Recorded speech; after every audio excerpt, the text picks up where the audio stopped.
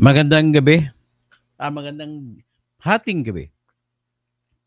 Mga kababayan, ito po si Toto Tirador, Doctor of Jurisprudence, Licensed Civil Engineer, at veteran newspaperman. Kasi 15 years pa ako naging editor sa People's Journal Group, People's Tonight, ang aking hawak noon. So ngayon, ang ating pag-usapan po ay pag-usapan natin yung statement na pinalabas ng mga profesor ng pangunahing universidad para sa paaralan ng mga pagkakaabogado. Ito po yung University of the Philippines, College of Law sa Diliman. Ang kanilang sinabi patungkol po sa decision ng Court of Appeals, although hindi naman ito binigay kaagad-agad, at sigurado ako na pinag-aralan ng mga profesor ng mga UP College of Law ang kanilang pinalabas na statement. Narinig ko po sa isa nilang tagapagsalita na yung statement ay tinawag na individual statement. Hindi po yun official. Ibig sabihin, hindi po official stand ng UP College of Law, kundi individual statement lamang ng mga kasama ng mga profesor ng UP College of Law na sumali doon at nagpalista sa statement na yun. Ngayon, pag binasa po ang statement ay malabo ang pagka-deliver, medyo abstract at pigil. Halata mo na pigil. Takot sila bumanat sa Supreme Court. Yan ang aking nakikita. Bagkus pigil at medyo malabo, alam ko ang mensahe na gusto nila iparating. At nang nabasa ko mensahe na gusto nila iparating, ito lamang po ang aking sasabi. Na yung UP College of Law ay, pasensya na mga taga-UP College of Law, you do not represent what you should have learned, what you should have taught the people. Unang-una dapat sana inisip nyo sa UP College of Law. Kayo pong panimula, kayo pinapangunahing universidad sa patungkol sa paaralan ng mga pagkakaabogasiya. Sa inyo nagsimula, ang lahat ng mga eskwelahan sa buong Pilipinas ay sa inyo kayo nagpunla. Sa inyo nanggaling ito. Sinimulan ni Justice George Malcolm ang pagpatayo ng University College of Law, ng University of the Philippines College of Law. At doon yan dati sa Padre Faura, Manila, bago lumipat sa Diliman. At sa panahon na yun, na bago maumpisahan ang UP College of Law ng Manila, ay nauna pang nagtayo si George Malcolm, Amerikano na Justice ng Supreme Court ng Pilipinas. Sa panahon na ang Chief Justice ay si Cayetano Arellano, ay inumpisa niya ito muna sa YMCA, sa Young Men Christian Association na building doon sa may tinatagay na Arsenio Lacson Street o Arsenio o hindi ata. Yun yung street na may PCSO dati dyan, nakalinya. Sa likod ng City Hall. So, yan dati sa likod at katabi ng SM City Hall, SM City Manila. Katabi yan dyan ng YMCA building. Yan ang pinakauna-unang law school sa Pilipinas. At ginawa niya, lumipat at itinayo yung University of the Philippines College of Law. So nevertheless, being the primus inter pares among the universities and colleges of law in the whole Philippines, dapat nagpakita ng example of excellence in legal academics itong University of the Philippines. But the problem is, I find it wanting. Alam nila yan. Pag sinabi ko, I find it wanting. The more nang nakikita ko sa statements ng individual, although individual yun, hindi nag-represent ng official statement ng UP College of Law. Marami sila pumirma doon ng mga professors. Pigil ang pagsalita, pero gusto magprotesta at Gusto sana nila parang bulkan na pigil. Gusto sana nila ipahiwatig ang kanilang damdamin laban sa nangyari sa desisyon ng Supreme Court ng Pilipinas patungkol sa pagbasura sa pang-apat na complaint for impeachment laban kay Sara Duterte. Dahil tinitingala sila ng lahat ng mga law schools. Siyempre, dapat mag-represent din sila kung ano talaga at the heart of it. Dapat di-represent the correct interpretation of law.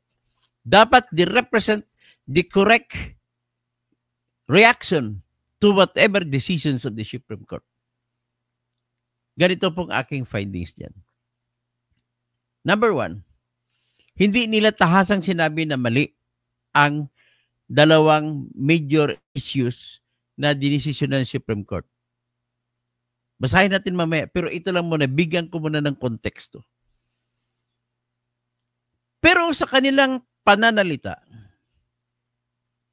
pinapahiwatig ng individual University of the Philippines law professors na sumobra ang Supreme Court. Sumobra in the sense na nagdagdag ng mga alituntunin o na susundan kung ano ang dapat na tama sa pagpatakbo ng proseso ng impeachment. Lalo sa sitwasyon na kagaya kay Sara Duterte. Kay Sara Duterte, ang kakaiba na kanyang sitwasyon ay hindi kahalintulad ng sitwasyon sa panahon ng impeachment na sinampa laban kay Joseph Ejercito Estrada. Sa panahon ni Joseph Ejercito Estrada, iisa lamang ang impeachment complaint na sinampa, pinangungunahan nila ni Senator Gerson Alvarez at saka kung hindi ko magkamali, si Herrera. Tingnan ko, i-check ko sa research ko.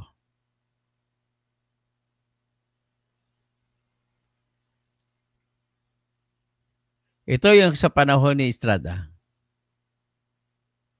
Nagsimula yung kay Estrada kasi pinakauna ito year 2000. Pinakauna na nangyari na impeachment na nakarating sa Senate Impeachment Court. Sa panahon ni Estrada, ito ay pinangungunahan na dumating ito yung reklamo na impeachment ng ang Speaker ng House of Representatives ay si Manuel Villar. Nagkaroon ng committee na pag-aral dahil sa sinampang reklamo at nagsimula naman ito sa October 2000 na insidente na kung saan si Ilocos Sur Governor Luis Chavez Singson ay nag-akusa sa publiko at inanunsyo niya na si Erap Estrada ay tumatanggap ng milyon-milyon mula sa Huiting bilang proteksyon. At nabuo ang reklamo nung sinampa ito na may nagsampa ng reklamo at inendorso ito ni Congressman Gerson Alvarez at Congressman Ernesto Herrera na naging senator din later on. So ang reklamo ay bribery, graft and corruption, betrayal of public trust, and culpable violation of the Constitution. Pinag-aralan ito, nirefer ito sa Committee on Justice pagkatapos na may sampa. At yung Committee on Justice ay nagtapos sa kanilang pag-aaral pagkatapos ng pagdinig at kanila itong inendorso sa plenaryo ng House of Representatives noong December 7, 2000. Sabi nila may sufficient in form and substance. At majority ng Committee on Justice ay bumoto pabor dito. Noong, naalala ko pa noon, ako ay editor noon sa People's Tonight. Napaka-suspense noon, hindi pa ako abogado noon. In other words, wala pa akong kamungwang, wala pa akong kalam-alam patungkol sa mga batas-batas. Wala rin akong kamuhang-muhang patungkol sa Constitution. Basta noong December 7, 2000, thereafter, ini-expect ng karamihan na magkakaroon ng plenaryo na botohan na kung saan ang lahat ng congressmen, majority doon ay mga kakampi ni Erap. So panatag si Erap noon dahil majority ay kakampi at kanilang ibardagol yung mga gustong pumirma. So anong nangyari? Ito naman, for the first time, nangyari yung pirma-pirma. So, ang kinuha eventually, although dumaan sa simpleng impeachment complaint, dumaan sa pamamagitan ng isang reklamo na veripikado at pinadaan sa 10 araw na session day at nirefer sa Committee on Justice at matapos aprobahan ng Committee on Justice, ibinigay sa Speaker at ang ginawa ng Speaker, ginawang mistiso. Ang ginawa, yung inaprubahan na impeachment complaint laban kay Erap ay pinapirmahan sa minimum of 1/3 ng mga congressmen. Kaya ang nangyari, it was the first impeachment na umakyat papunta sa Senate Impeachment Court. And yet, it was the first impeachment that reached the impeachment court by reason of o sa pamamagitan ng pirma ng minimum of 1/3 o isa sa bawat 3 ng mga congressmen. Umabot. Wala, hindi nag-question si Erap. Hindi kinwestiyon ni Erap ang pamamaraan o proseso na ginamit nila ni Villar. Sa mga tuwid, nagtuloy-tuloy ito. Huwag na natin pag-usapan ng trial kasi hindi naman natin pag-usapan ng trial. So, next impeachment ay dumating kay Corona impeachment.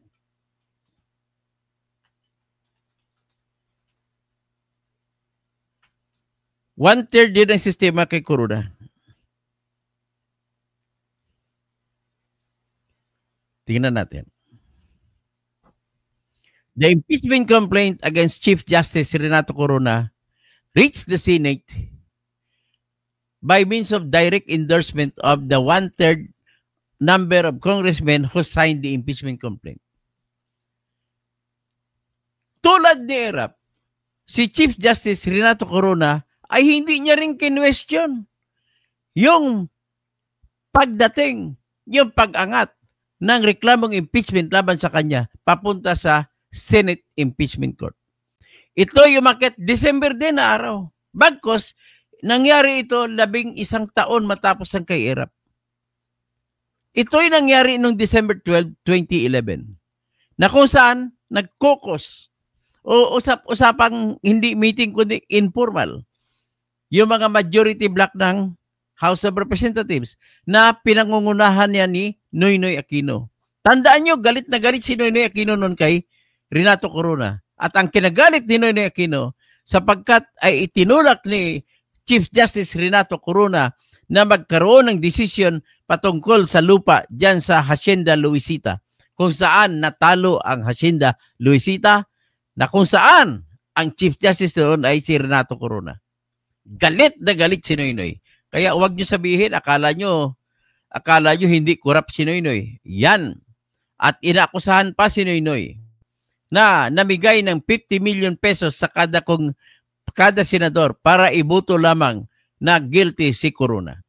Bagkos, ang sa atin ang importansya dito, ang ruta na dinaanan kung bakit umakyat yung impeachment na reklamo laban kay Corona ay ang pagpirma ng minimum of 1/3. Sa kaso naman ni Renato Corona, 188 congressmen out of 285 ang pumirma. Kaya umakyat. O, hindi na natin itatakel, hindi rin nag-question si Renato Corona patungkol sa kanyang impeachment na kung bakit umakyat doon. In other words, hindi niya kinwestiyon kung paano nagbuto-butuhan. Ganun naman ang ginawa ni Renato Corona. Sabihin ko lang na matapos ma-impeach si Renato Corona, acquitted siya sa Sandigan Bayan. Ibig sabihin, Nang binoto siya na guilty sa impeachment court, ay inakwit, inabsuelto siya ng Sandigan Bayan. Problema lang, dumating ang pag-akwital kay Corona nang namatay na siya sa sama ng loob. Anyway, punta tayo ngayon kay Sara Duterte. Sa gana naman ni Sara Duterte ay una, may sinampang reklamo. December 2, inihain at tinanggap yan ng Secretary General ng House of Representatives.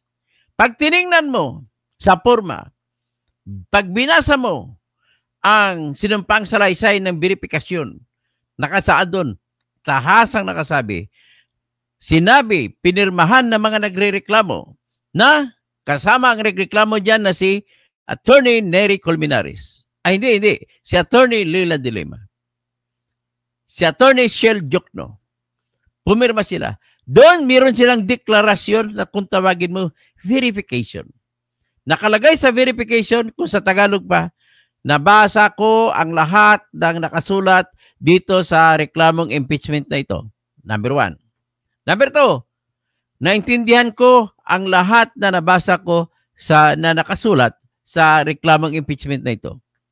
Number 3, ang mga sinulat dito na nabasa ko na aking naunawaan ng buong buo ay nanggagaling lahat sa personal ko na alam. Number 4, kung ang iba na hindi ko personal na alam ay hango sa authentic record. Yan, nakalagay. So, ibig sabihin, may declaration na sufficient in form and substance. Bakit sufficient in form? Ibig sabihin sa forma. Maayos, sinunod ang forma. Ang forma ay kailangan mayroong nakasulat na grounds. Article 1. Pagsunod, isulat mo lang ang ground.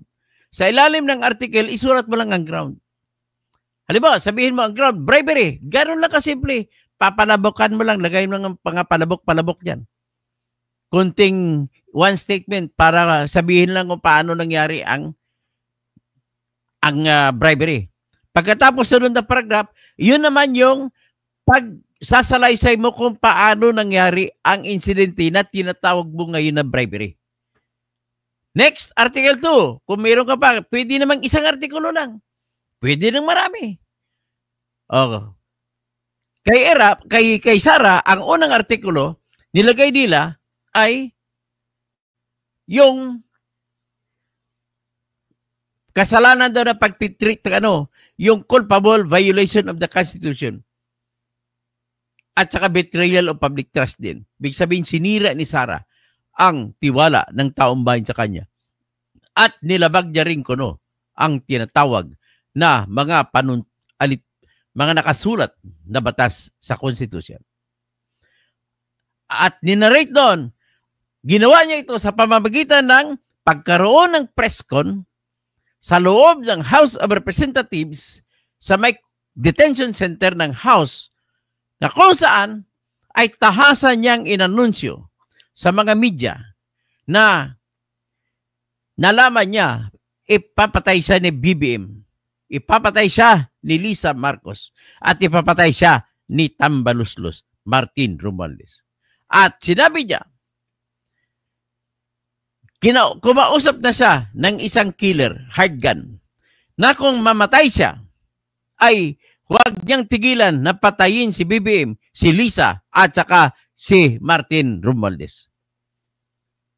So, tinawag nila yun na betrayal of public trust kasi papatay mo presidente mo. Tinawag din nila na culpable violation of the Constitution because the Constitution says that you must respect life.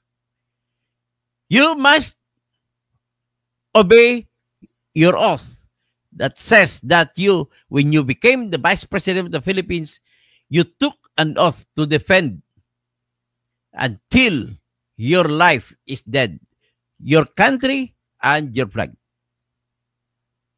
Ano kasunod? Yan ang kwento. Number 2, yung confidential fund.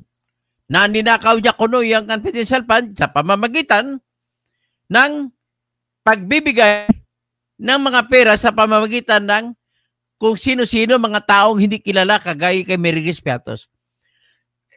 Yan ang akusasyon. Marami pang iba.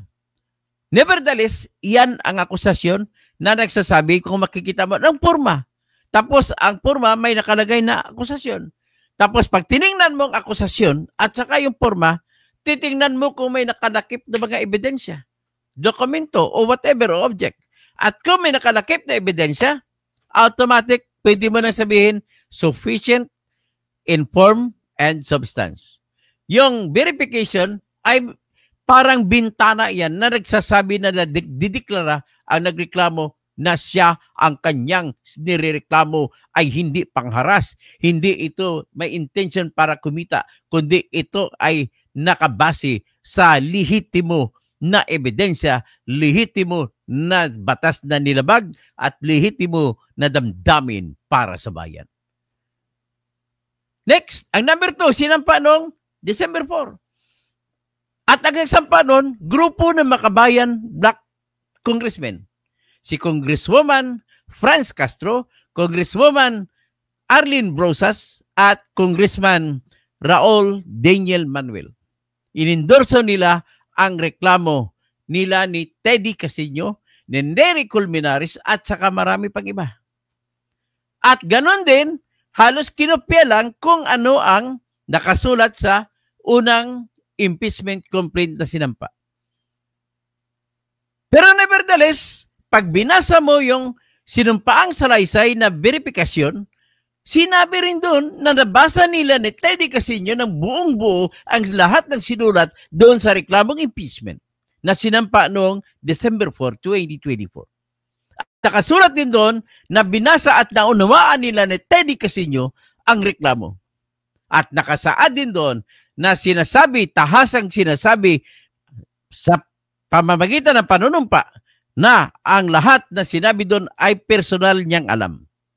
At dagdag yan, sinabi rin doon ni Nina Teddy Casino at ni Nery Colmenares na ang iba na hindi nila personal na alam ay hango naman sa authentic na mga records o talaan. Ang pangatlong reklamo may petsa na December 19, 2024. At iyon ay inendorso ni Congressman Gabriel Bordado at saka Miss Congressman. Kalimutan ko pangalan. Nevertheless, ganun din po, verifikado rin. At halos kinopya rin kung ano ang first na reklamong impeachment, ano ang second impeachment, ano ang third impeachment. Ang tanong, bakit nagkopya-kopyahan lang? Bakit kung isa na lang? Bakit sinuportahan na lang sana nilang nauna? Bakit sila magsampa pa lang? Pangopya-kopya lang naman. Ibig sabihin, there is something bad. A bad story that is happening which you cannot see between your eyes. Ganun po ang nangyari dyan. So, gayon, pagka ganon, ang nangyari, inendorso ang nakasulat sa Section 3, Paragraph 2, Article 11 ng Constitution na sa araw na matanggap ang reklamong impeachment na beripikado ay ilagay kagad sa order of business ng House of Representatives sa loob ng 10 araw na sesyon. Ganon. Ang tatlo, kung ako tanong mo, ang mga araw na may session ay 19 session days na. Mula noong December 2 hanggat February 5, 2025. Pero inendorso nila February 5. Sabi nila, ang tinuro nila, dapat kada session, kung minsan may session na 3 araw. Pero tawag nila, isang session lang yun. Kaya, kung susundin natin, sinabi nila, all right, pumasok sa 5th session, 10th session day. At dahil pumasok, anong ginawa nila? Sa 10th session day, yung impeachment complaint na sinampa noong December 2, December 4, at December 19 ay sinabay-sabay nilagay sa agenda or order of business. Kasabay din yun, sinabay din yung pang-apat na reklamo na kung saan pinirmahan ito ng 215 congressmen. Sinabay sila sa araw ng February 5. So ang tanong ngayon, Ano ngayon ang gagawin? Nakalagay sa gustong ipahiwatig ng mga UP law professors individually, not as an official statement, na kino-complain nila, nirereklamo nila ang katotohanan na hindi sinunod ang desisyon ng Supreme Court sa nauna pang reklamong impeachment na basura. Yun yung impeachment complaint na sinampa ni Attorney Ernesto Francisco noong 2003 laban kay Chief Justice Hilario P. Davide Jr. Sa kaso naman ni Hilario P. Davide, may naunang reklamong sinampa at pangalawang reklamo after 1 month. Parehong inendorso ng House of Representatives yung nauna at pangalawa. Pero pareho naman silang ang una na dismiss. Hindi pinansin. Yung pangalawa, yun ang pinaglalaban. Na dapat ituloy. Pero kinontra naman ng mga abogado ni dating Chief Justice Hilario P. Davide Jr. At ang kanilang pagkontra ay bawal na magsampa ng pangalawang impeachment complaint sa loob ng 1 taon mula nung araw na binasura itong naunang reklamo. Anong ginawa sa naunang reklamo kay Davide na time? Pagtapos ng 10 session days, inendorso sa speaker, ang speaker sa loob ng 3 araw, nirefer sa Committee on Justice. So sabi ng Supreme Court sa Ernesto Francisco case, hindi na pwede yung pangalawang impeachment laban kay Davide. Bakit? Sapagkat kung initiated na ang reklamong impeachment, magkakaroon ng pagbabawal sa loob ng 1 taon na hindi pwede magsampa ng panibagong reklamo. So ano ngayon? Sinabi ng Supreme Court sa Ernesto Francisco case, mula ngayon, hindi mo pwede gamiting panghadlang sa panibagong reklamong impeachment ang isang impeachment complaint kung hindi ito na-refer ng mula sa pagtanggap na ilagay sa agenda sa order of business sa loob ng 10 araw na sesyon at ito ay mai-refer o initial action mai-refer sa Committee on Justice. Yan lang ay sinabi sa Francisco. Ano naman sinabi sa Mercedes Gutierrez case? Kay Mercedes Gutierrez, 3 ang nagsampa ng reklamong impeachment.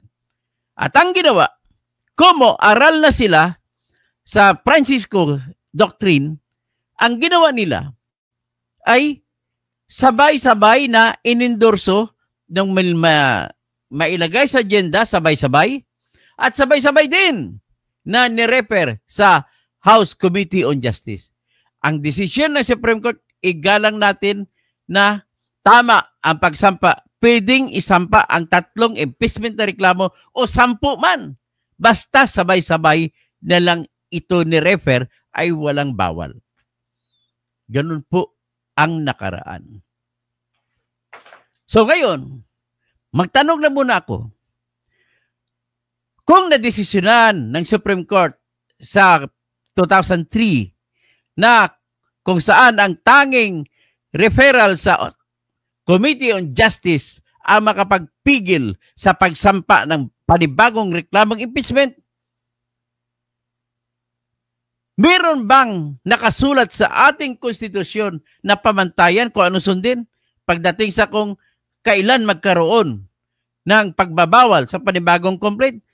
Sagot, wala po. Maliban na lamang sa sinabi sa ating Section 3, Paragraph 5, na walang reklamong maisampa na panibago laban sa the same official sa loob ng 1 taon. So, ibig sabihin, pag tinignan mo naman Section 3, Paragraph 1, the power to initiate impeachment complaint is the sole authority of the House of Representatives. So, ibig sabihin, ang term na ginamit, hindi file, hindi the power to file, kundi the power to initiate. So, may ibang ibig sabihin ng initiate. So, kaya nga, binalikan nila Section 3, Paragraph 2, na nagsasabi sa loob ng 10 session days ay ipasa kagad for agenda sa order of business at i-refer. Yung pag-refer, yun na yung from file and refer, yun na yun ang tinatawag na initiated, na ma-initiate mo ng impeachment. At mula doon, kung hindi yun matuloy na na-initiate, magbibilang na ng 1 taon bago ka makapagsampa ng bagong reklamo.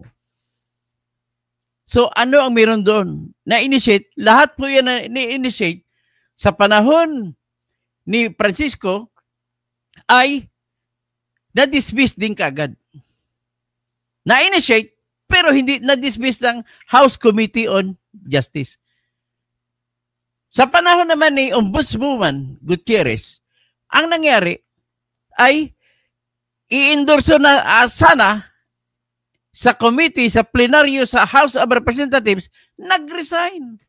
Kaya ginawa ng House, binasura na rin kasi nag-resign na wala na silang kakasuhan. Yan ang nangyari. So ngayon, kung titingnan mo, ano ang sukatan ng pagbilang ng 1 taon, ng 1-year ban sa Ernesto? Yung na-dismiss sa araw ng pag-initiate, pag-refer sa Committee on Justice. Therefore, nakita mo, yun pala ang totoong sitwasyon, hindi yung pag-initiate, hindi yung pag-refer, kundi yung pag-dismiss ng kasong impeachment na complaint laban kay Hilario P. Davide III.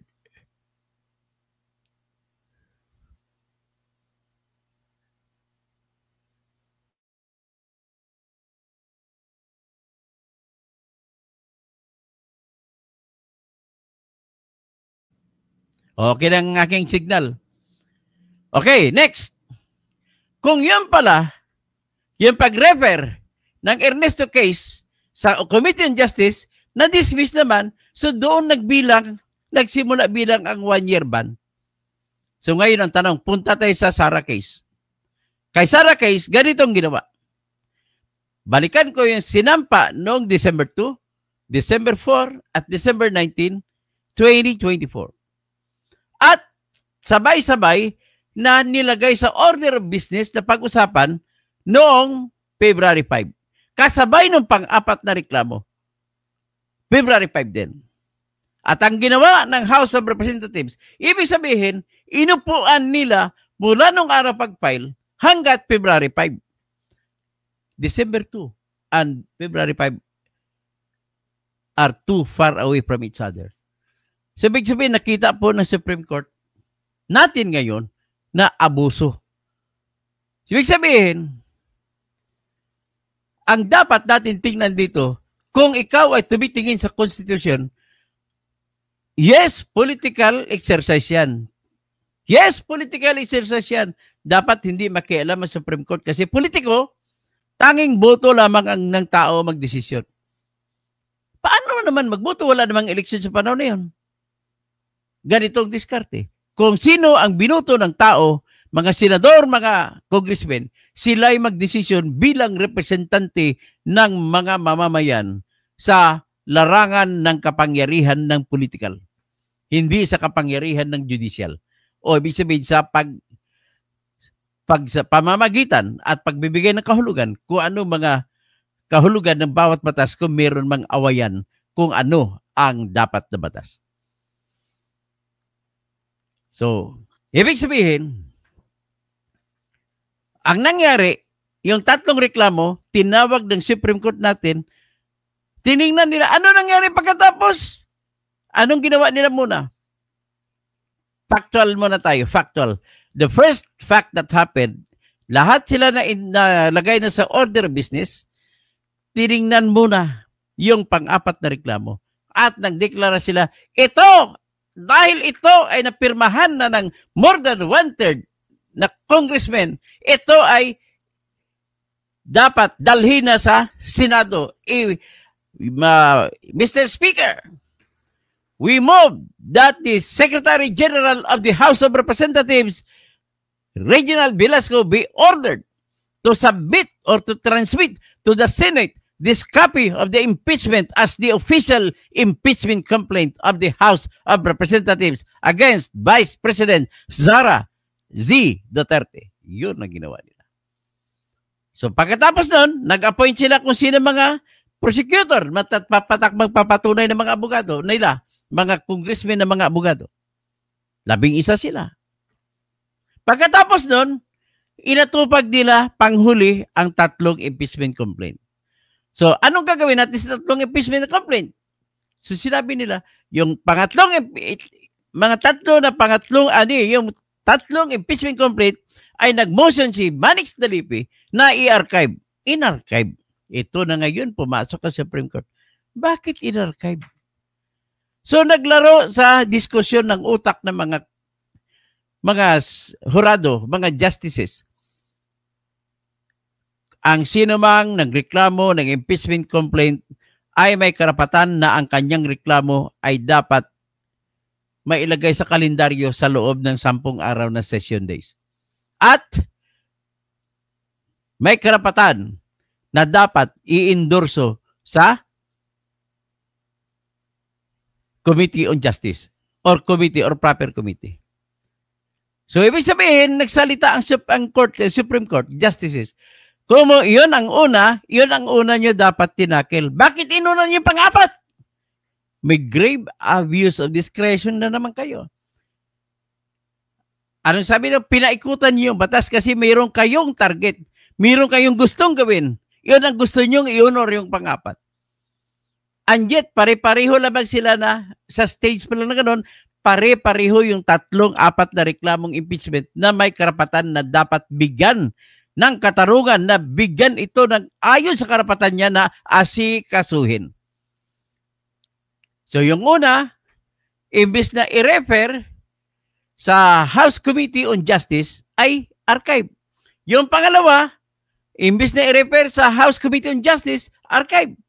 Yung pangatlo, imbis na i-refer sa House Committee on Justice, archive. So may sitwasyon tayo ngayon na pagkatapos nila aksyonan, aprobahan yung pang-4 na reklamong impeachment na nilagdaan ng 215 congressmen, ipapuntahin sa Senate bilang impeachment complaint ng Senado ng mababang kapulungan, ay in-archive nila yung 3. Anong sinabi ng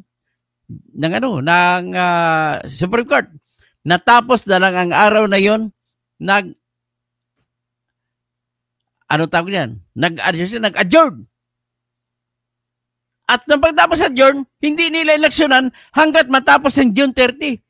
Walang aksyon na binigay sa 3 impeachment complaint, yet nauna pa sila.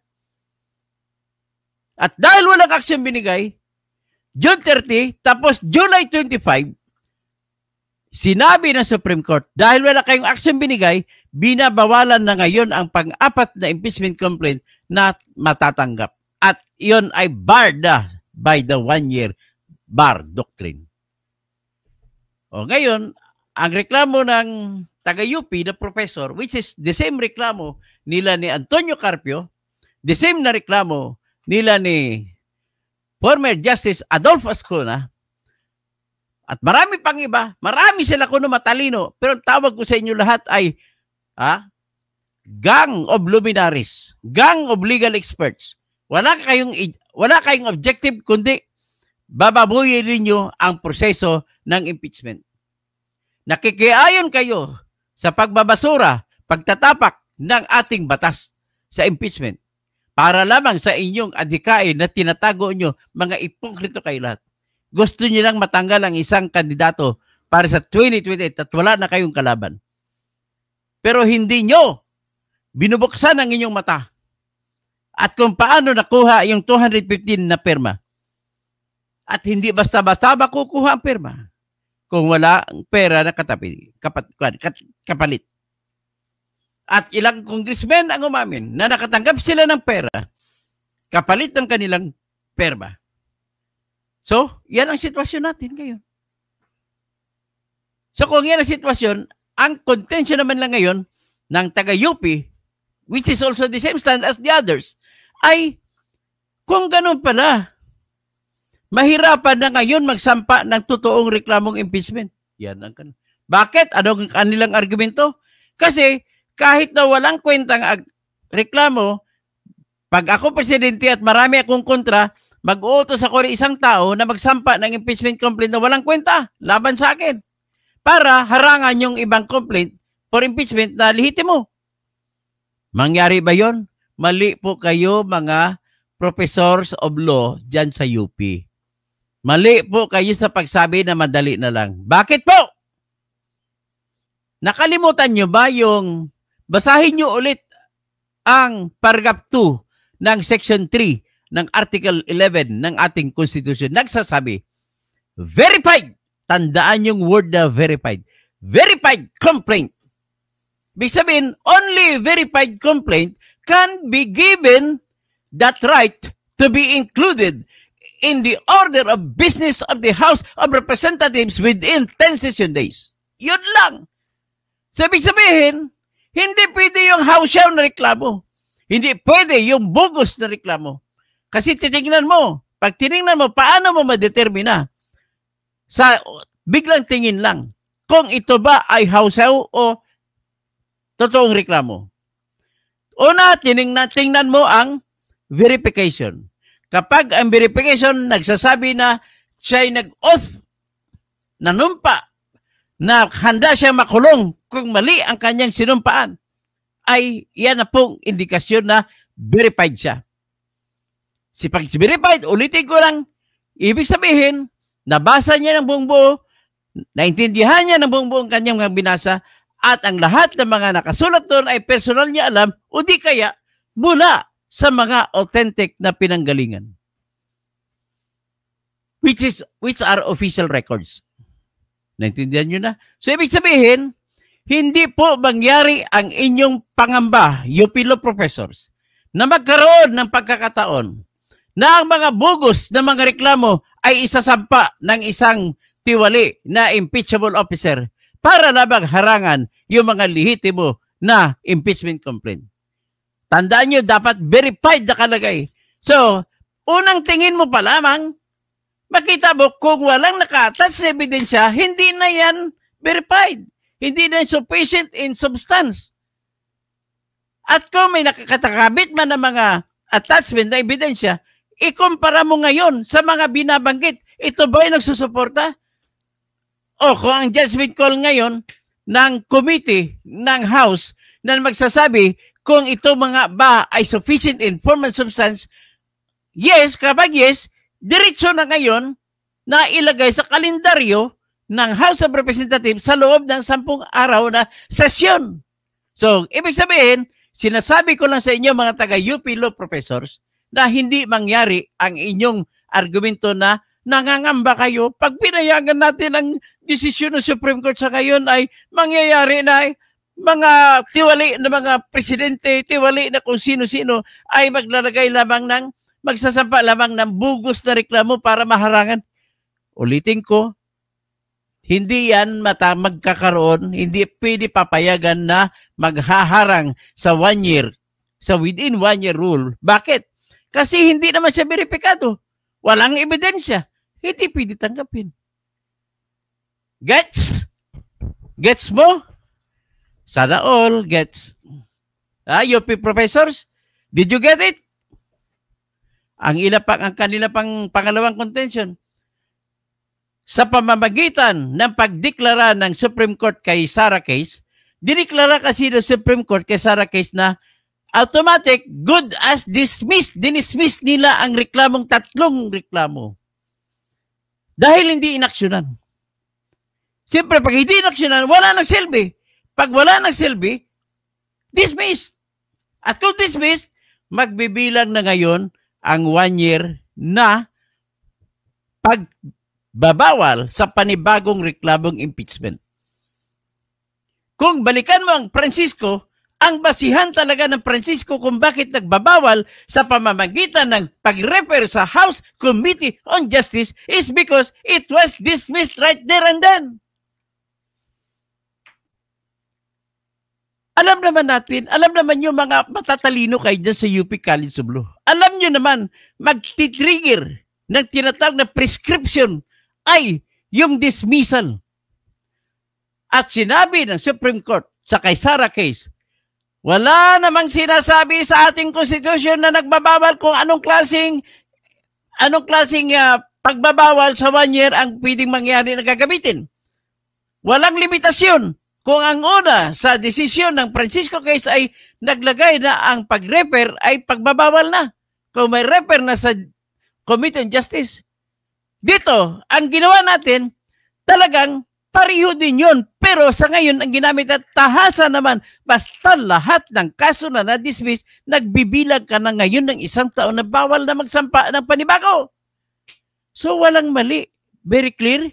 Kayo mga professor dyan sa UP, huwag niyo man ipahiya ang UP. Diyan kami na nanggaling na hindi gumraduate sa UP. Diyan nanggaling ang lahat ng paaralan sa Pilipinas. Lahat ng mga profesor sa UP nanggaling ay nagkalat ng punla sa buong Pilipinas para magkaroon ng colleges of law sa buong Pilipinas.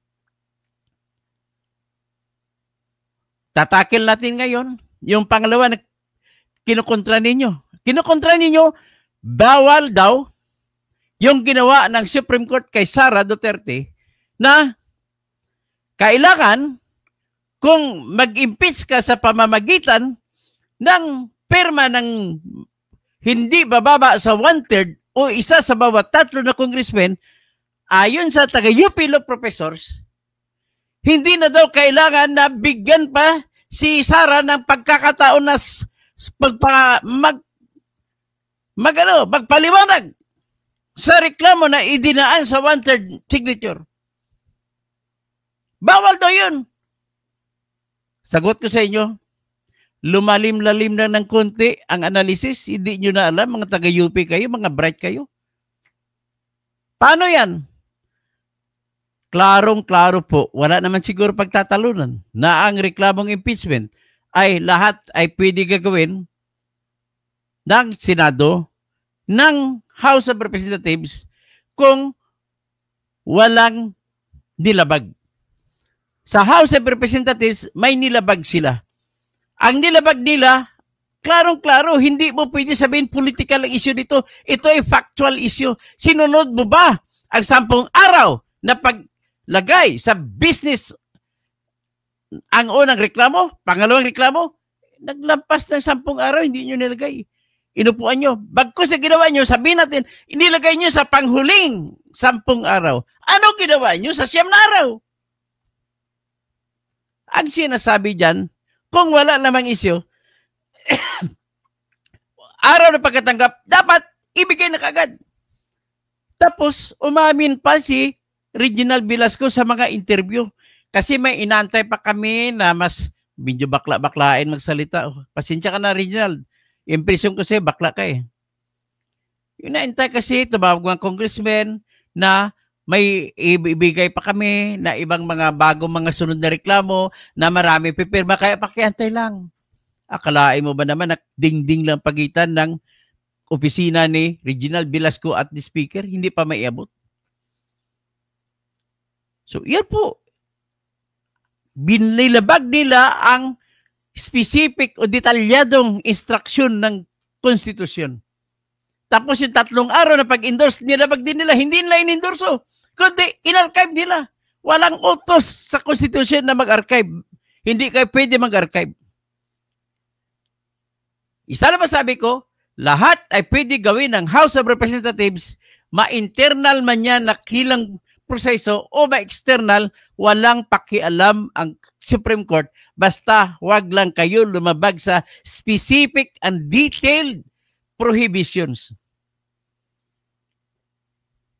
Okay? Diyan lang naman kayo lumagpak eh. At pangalawang lagpak ninyo ay dahil nakasaad sa Section 3, Article Paragraph 4 ng Article 11 ng Constitution na kapag napirmahan na ng more than 1/3 or 1/3 or more na congressman, automatic it shall form or constitute as the impeachment complaint. And when submitted to the Senate, trial shall forthwith begin. Yan ang sinasabi. O ngayon, hindi nakalagay dyan na kailangan bigyan ng pagkakataon si Sara sumagot sa reklamo na dinaan sa 1/3 na signature. Hindi nakalagay. Andon! Ang katwiran naman ng taga-UP, College of Law, hindi po yan pwede pagbigyan ang due process. Anong rason? Ang rason nila ay ganito. Sapagkat ang pinag-usapan dito, public office, hindi yan private right. Hello? Naggumawa na naman kayo palusot. Natandaan nyo ba na yung Vice President kahit official siya ng bayan ay meron din siyang private right na tumanggap ng sweldo? Hindi pinag-usapan ng opisina na public office. Ang pinag-usapan nyo, matatanggap niyang sweldo. Ang sweldo ay right to property. Babalik ka ngayon sa no person shall be deprived of life, liberty, or property without due process of law. So, life yan, property yan, life niya ang kanyang reputasyon. Walang kwenta-kwenta ang buhay kung wala kang reputasyon na sinira ninyo. Kaya dapat, bigyan siya pagkakataon na magpaliwanag bago nyo ibigay sa Senado ang pinirmahan ng isa sa bawat 3 na congressman. Nakalimutan nyo ba na mayroon palang Bill of Rights? Ang gusto ng argumento na taga-UP law professors, all right, babaguhin nyo na ngayon pagtuturo sa estudyante sa UP. Hindi na pwede sasabihin na komo hindi nakalagay na wala, na kailangan pa na magpapaliwanagin yung tao bago siya tanggalan ng karapatan, ay diretso na. Ngayon, hindi na. Kailangan respetuhin ninyo ang karapatan in all stages.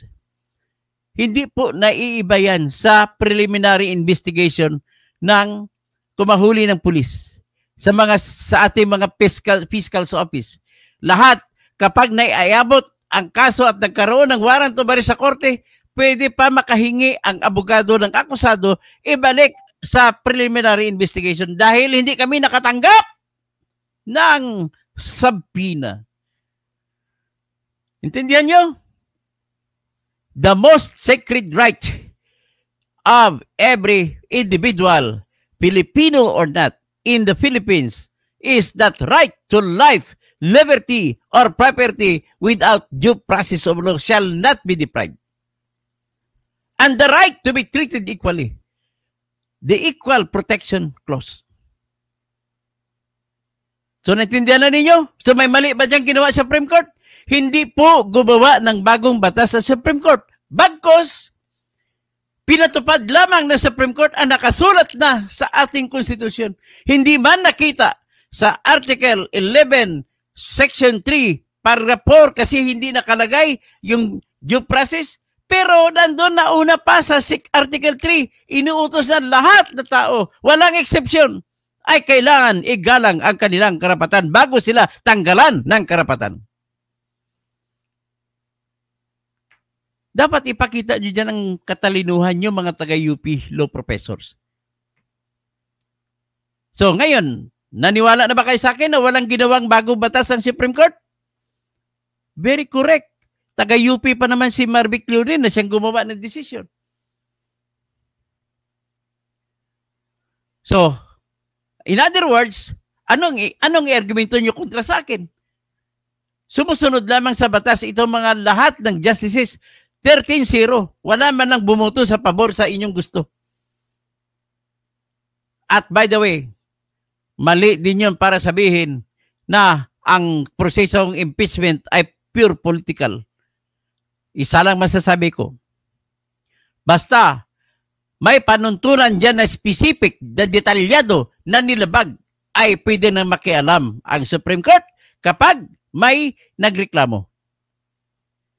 At dahil kung nilabag nyo, kagaya na sa 10 araw na session days, hindi ninyo nilagay sa kalendaryo, paglabag po yan. That is grave abuse of discretion. Yung hindi nyo pagsunod sa utos ng Constitution is grave abuse of discretion. You took it as if it was your choice to whether to turn over or not to turn over the complaint for impeachment for the endorsement to the proper committee. Very specific po ang instruction. Kaya nga ang kaisipan dito, kapag wala man lamang malabag na detalyado na provision, pwedeng gawin ng Senate Impeachment Court at ng House of Representatives sa kanilang reklamo. Pagdating naman sa Senate, obligado din ang Senate Impeachment Court na siguraduhin na itong complaint na tinanggap namin ay isa lamang kasi nakalagay dyan sa Article 311, Section 2, Section 3, Paragraph 5 na dapat isa lang. Kaya may karapatan si Bato tsaka si Cayetano na itanong, ibalik ang complaint sa House of Representatives at tanungin kung ika-isa-isa lang ba? Kasi alam naman ng Senado na may 3 pang nauna. Oh, kakahiya. Di ba kakahiya kayo mga taga-UP professors? Dapat kayo magiging shining examples. Kasi kami na nga hindi taga-UP, dyan ang aming mga pag-iisip ay nanggaling sa mga pinunla ng mga buto ng karunungan sa batas. Nanggaling sa UP lahat yan. Kasi ang mga professor namin sa pamantasan ng lungsod ng Maynila ay mga galing UP rin. Galing Ateneo, galing San Beda. At ang mga galing Ateneo, galing din yan sa UP yung pinakauna. At yung mga galing San Beda, galing din sa UP yung pinakauna. Kaya kami na hindi taga-UP, dapat tumitingala kami sa inyo na kayo ay epitome, example of the correctness in the application of law, and you must not be swayed by your emotions. You know, the worst time a man can make a decision is when he is emotional. Like me, emotional ako. Kaya na-disbarred ako. Dahil emotional ako, pinablis ko sa Facebook ang aking reklamo. Kaya pinagalitan ako sa Supreme Court sa pag-post sa Facebook, tinanggalan pa ako ng lisensya. Pero magagalit ba ako? Noong una, siyempre. Pero hindi naman ako nagsasabi na talagang completely na mali ang Supreme Court. Although, nirespeto ko yan. Anyway, may 5 taon naman ako na palugit na pwede makabalik. Sana buhay pa ako nun. Sa akin lang naging papel dito. Nawalan man ng saysay ang aking pagka-abogado dahil natanggalan ako lisensya, pero binibigyan ko ng buhay sa pamamagitan ng pagbibigay ng aral sa kapareho kong mamamayan na hindi abogado. Para maintindihan ninyo kung ano pong tumatakbo at para pagdating ng halalan, kahit anong klaseng halalan, marunong na kayo pagdesisyon kung alin ang pipiliin nyo. Pula ba? O green? O asol? O puti? There is no other person who can shape our country. It is only you, the citizen. It is only you. And you, for you to vote correctly and to contribute to our society for the improvement of our economy, you, who is the voter, must be educated, must be informed of all the issues so that you will know how to decide.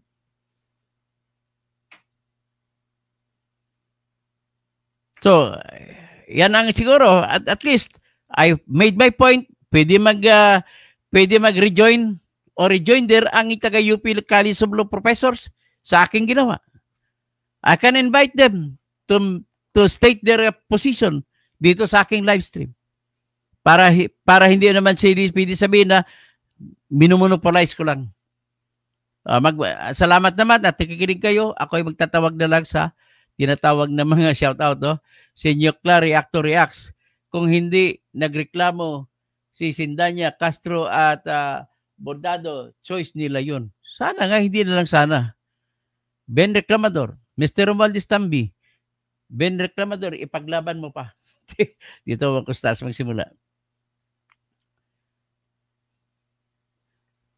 Maria Alexandra Tugas, aking pamangkin, anak-anak ko pa, anak ng kapatid ko na namatay. Huwag kayong mag-alala, mahal kayo ni Daddy Toto. Toto Tirador. Thomas Isplana, gandang madaling araw, Dr. Toto. Pati ba naman mga UP professor ng law, mas matalino pa sila sa Supreme Court Justices? Versatile Matt, good PM, watching you from UAE. We support your advocacy in healthy discourses about the law of the land. More power to you. Salamat po, Versatile Matt. Ernesto Villagante. Ay, mga taga Marbil ka siguro, Villagante. may teacher ko na Villagante. Ernesto Jr. Villagante sa Coronadal City. At ituloy ang impeachment trial ni VP Sara Lustay. Mali ka ba naman pala, Ernesto? Bakit mo tinawag na Lustay? Yan ang indication yung pagtawag mo po. Pasensya ka na. Ang indication niya na masasabi ko na you are ignorant of what is happening. You do not even know what is the law of evidence. Ang law of evidence po nagsasabi na kung kung Mirgis Piatos lang nakita mo na resibo, hindi po yun. Una, tandaan mo po, Sir Ernesto Jr. Villagante, na ang pinag-usapan po ay secret funds. Ang secret funds po ay confidential funds. Kaya hindi dapat ilagay ang totoong pangalan ng taong nakatanggap ng pera. Okay? So, pwedeng magyari na ninakaw ni Sara, pwede rin hindi nangyari na hindi niya ninakaw. Either the two is possible. Pero, bakit pa tayo papasok doon? Hindi ibig sabihin, hindi sapat para sabihin na nagnakaw siya dahil nakita natin mga fake names ang nakalagay sa resibo. Okay? Sana naintindihan niyo ako. Nuclear reactor reacts. Ernesto J. Villagante, wala pa budget si Speaker Romales. Tapos si El Cid Pablo. Tapos yang sana na-impeach si Tambaluslos. O nga, bakit yung iba hindi na-impeach? Mas malaki po ang confidential fund po ni Tambaluslos sa ngayon, 2.7 billion pesos po sa 2025. Mas malaki sa 2024. Saan kaya niya ginagastos yun? Alan D., Dr. Toto Tirador, Ben Reclamador, Regine Ford, magandang buhay, Attorney Kausing, Romeo Fabros, tama lang idinagdag ng isi para iwas abuso sa mga tiwaling politiko tulad ni Tambaluslos. Armando David, mabutit muling nabuhay mo, Doc Engineer, ang tungkol kay namayapang Justice Corona. Totoo ka, pagkakalam ko, ang siniwalat mo. Jacques Dibole, wala po kayong credibility na mag-lecture ng batas at constitution dahil hindi po ibig sabihin pag disbarred ay walang alam, Jacques Dibole. Disbarred lang ako sa lisensya pero yung utak ko po pag bilang abogado ay nandyan po. Pasensya ka na. It will never run away. You can steal all my money from my pockets. You can steal all my banks. You can steal anything from me, but you can never steal anything inside my mind. That's it. Nuclear reactor reacts. Jacques Dimole, pagkatapos ka na ba ng college? Iris, IPO. Kung may Supreme Court, dapat kasi ay meron ding Supreme at saka Supremist. Maria Kahilig, first, second, and third, and sabi ng Congress. Maria Kahilig, sabi ng Congress, first, second, and third, not very strong. Ay, mas malakas pa po ang reklamo. Nabasa ko po yun. Mas malakas pa. Pero wala silang karapatan magsabi not very strong. At sa totoo lang, pinakamahina ang reklamo yung fourth. Cassandra Daisy, well explained, Dr. Engineer Toto. Salamat po, naintindihan mo. It's Maki. Dati, Boss Toto, minumura kita sa mga live stream mo. Ngayon, idol na kita. Salamat naman po. Tuloy mo lang, boss, ang tamang landas na katotohanan lang tayo. Salamat po. Elgin Rizon, good evening po, Engineer. Cassandra Daisy, mayroon ho ba sa Constitution na pwedeng ilagay sa shelf? Wala, nakalagay eh. Bawal i-archive eh. It's Maki, panigurado, next year yan pa din sa February 6, sigurado magsasampa ulit ng impeachment. Sigurado maingay na naman. Nuclear reactor reacts, sobra-sobra na sa 10 session days. Cassandra Daisy, binastos pa ang mga congressmen ang Supreme Court noon. Tinatanong kung nagbibigay ng copy sa lahat ng pumirma dahil sinagot na pabalang wala daw pakialam sa Supreme Court. Pastos ka. Wilfredo Cortez, ano ba yan? Hindi na matapos-tapos yan. Huwag na ninyong paksain yan. Nililibag lang kayo para hindi mapansin ang bilyong ninakaw. Di bale, pansinin natin ang mga ninakaw. Ben Reclamador, nagsabit na ng Congress yung fourth impeachment sa Senado bago nila binasura. Okay. Maria Bernados, silo, Atty. Toto, laban lang tayo sa katotohanan at maniniwala ako sa lahat na sinasabi mo tungkol sa batas. Maraming salamat, Atty. Toto. God bless you. Thank you. Maria Bernados from Canada. Okay. Ben Reclamador, San Francisco. Sa Francisco Doctrine, Hindi po ba pwede magpili ng gusto mong impeachment? Wala namang ano yun. Basta kayo umabot na kapag na-repair na, hindi ka na makapagsampa ng bago. Pagpilian mo lang na una at saka yung kasabay na inendorso. Mercy Narbasa Suzuki. Dr. Toto, mas matalino ka pang abogado kaysa kay Kaufman. Alam mo, talagang tama sa batas ng makatao, walang bias. Sa totoo lang, mas matalino ko kay Kaufman. Ayaw ko lang mag-ibang. Wala silang lusot kasi may video na masasabi ng Secretary General na hindi pa ni-repair kasi may mga congressmen na may inaantay pa yung inaantay pa layak. That's why you can't lie. Okay.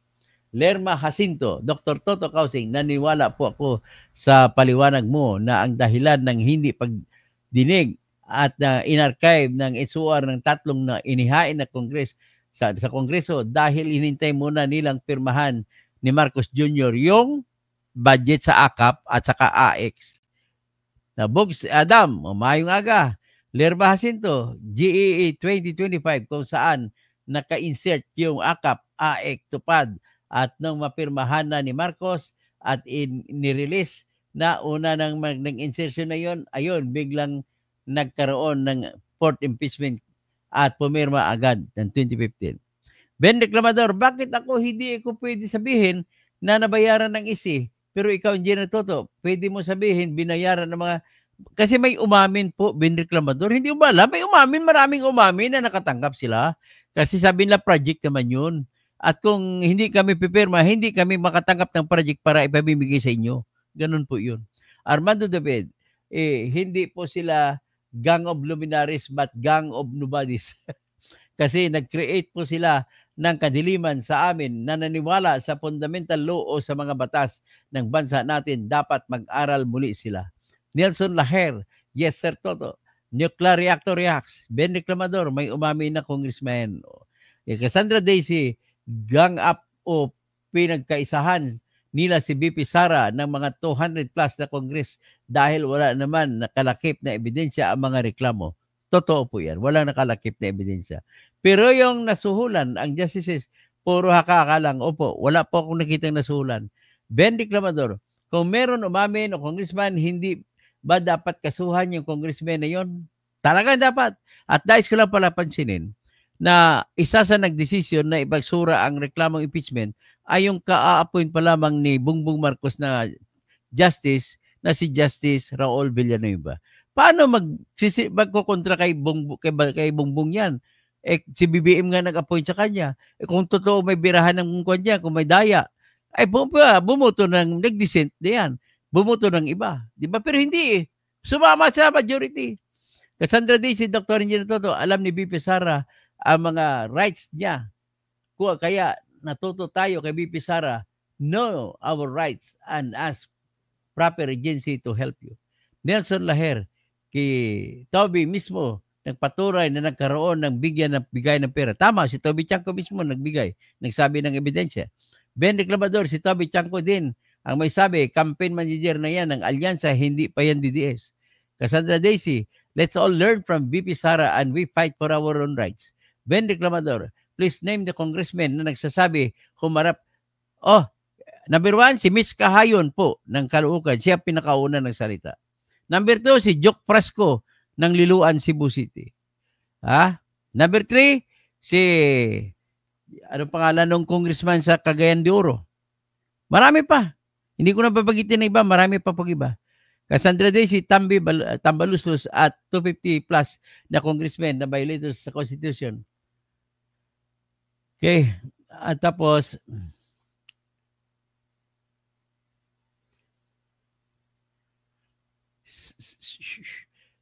saan ba yun? Saan ako?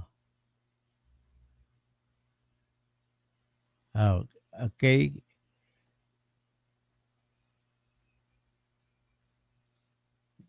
So, Mr. Romualdez, pakis mulay tumandang paurong.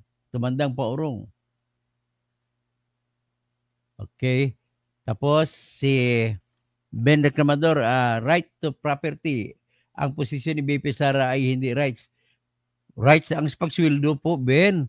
Ang sweldo niya, hindi yan public office, hindi sweldo yun. Kaya may right to salary siya.